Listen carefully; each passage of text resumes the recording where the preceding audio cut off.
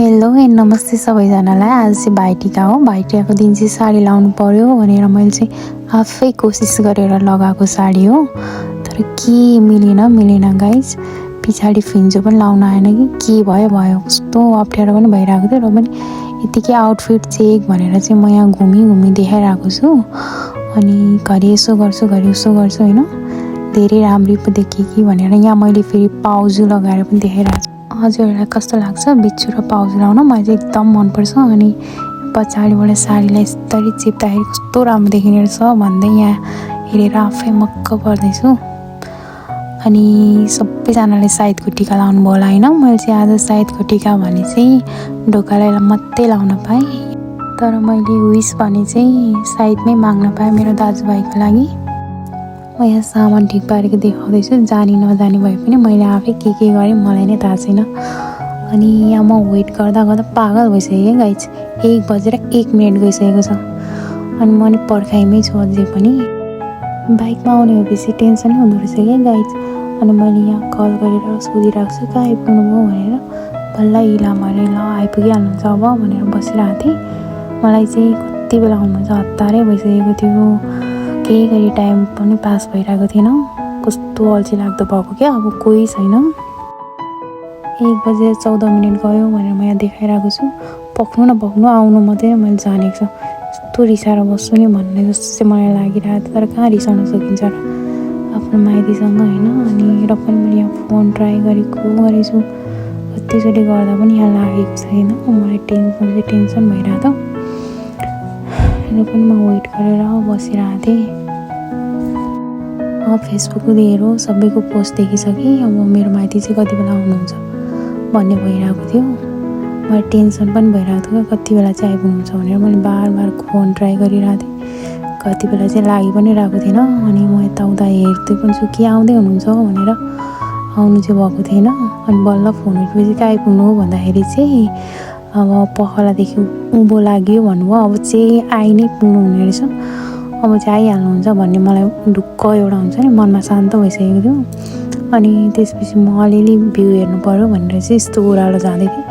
फेरि मैले के सुने गाइज, म त पहिला भ्यू हेर्नु न कस्तो दामी। गुड न्युज हो क्या गाइज। चप्पल पड्काउँदै जाँदैछु। यहाँ चाहिँ हाम्रो घरमा चाहिँ 3जना पाहुना आउनुभएको छ, नयाँ पाहुना। आज भर्खर जन्म भएको छ उहाँहरूको जन्म भइसकेपछि म गएर देखाइ नै हाल्छु क्या। हेर्नु कस्तो राम्रो मुने जन्म दिनुभएछ क्या। मुने अनि यो फुल कस्तो राम्रो फुलेको थियो क्या। अनि भ्यू पनि टक्क लाएर देखाइदिन्छु भनेर म यो भ्यू देखाउँदैछु। टाइम पास त गर्नै पर्यो नि। सबैभन्दा गाह्रो भनेको चाहिँ पर्खिनलाई रहेछ क्या। त्यो चाहिँ मलाई फिल भयो।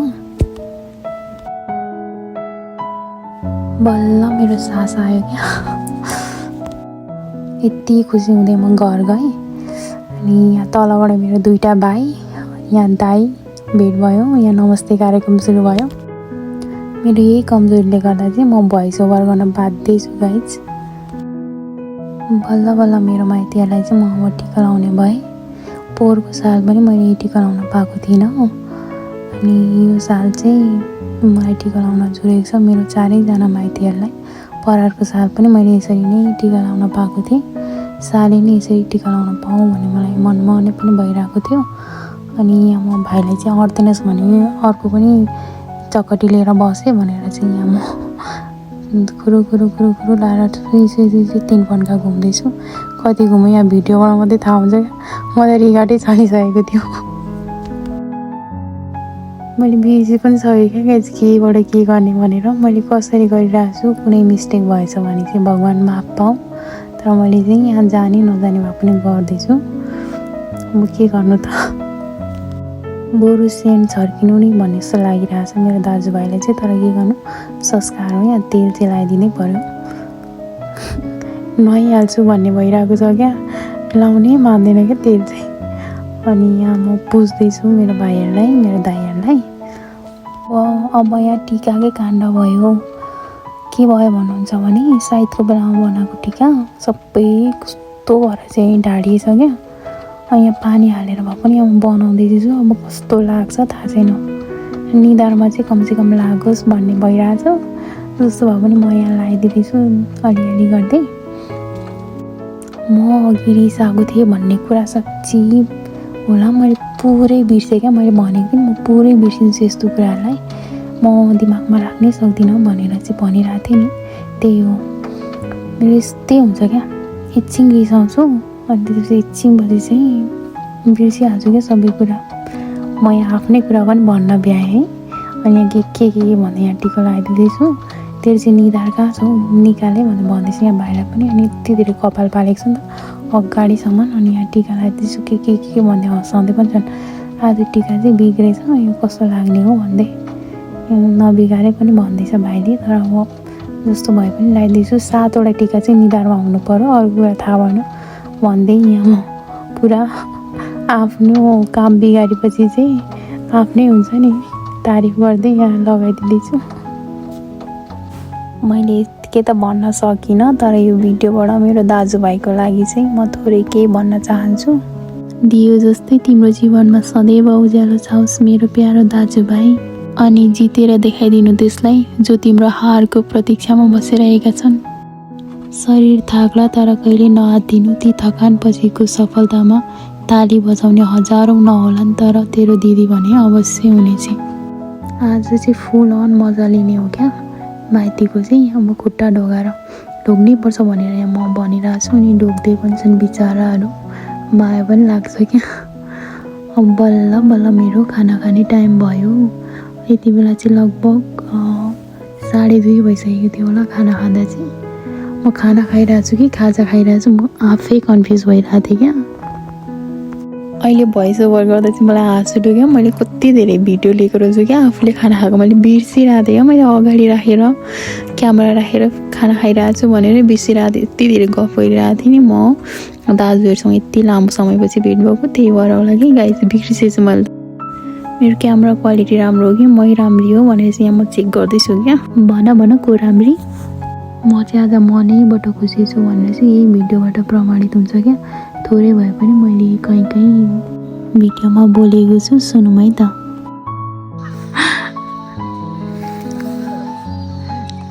एक दिन लाउन सकिनस् घाँटीमा माला, दुश्मन हो क्या त।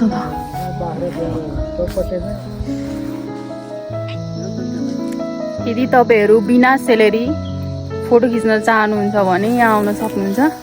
यो साखेदेखिको डाँडामा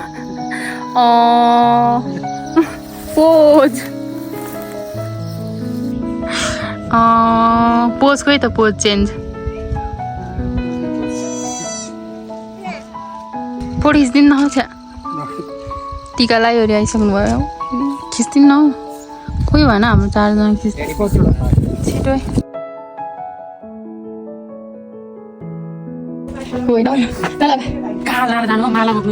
छिटो यस्तो क्या। निधार लगाउनु पर्छ नि, दादा मामाहरूले लगाएको थाहा छैन तँलाई? दादा मामाहरूले हिँड्दाखेरि लगाएको थाहा छैन? के हो तँ लाउनु पर्छ नि दादा, लगाउनु पर्छ भनेको त्यो लगाएको चाहिँ लगालु छिटो, त्यहाँ निकाल्लास् नि छिटो। लगा हुँदैन हुँदैन क्या, त्यहाँ बाइकमा बिहान एकतिर